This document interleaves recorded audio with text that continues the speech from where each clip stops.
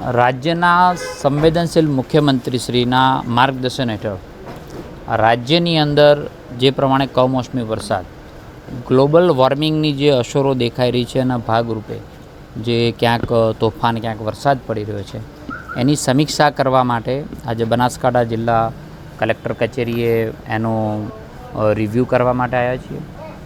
તંત્ર સાબતું છે, તેને જરૂરી જે સૂચનાઓ આપવાની હતી તે સૂચનાઓ આપી છે અને સાથે ખેડૂતને જે કંઈ નુકસાન થયું હોય એનું પ્રાથમિક દૃષ્ટિએ ક્યાંક સર્વે થાય તો ખેડૂતને રાહત થઈ શકે.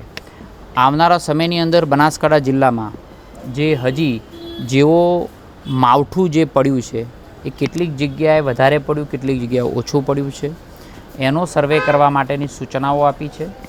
ખેતીવાડી વિભાગ એ જોઈ રહ્યું છે. હજી પણ 2-3 દિવસ સુધી આગાહી છે, તો દરેક ખેડૂત મિત્રોને મારી વિનંતી છે કે આપણે પોતે સાબતા રહીએ, આપણે અગમચેતીના ભાગરૂપે આપણે પણ સજાગ રહીએ એવી વિનંતી પણ કરું છું. જિલ્લા વહીવટીતંત્રએ પૂરી તૈયારી કરી છે.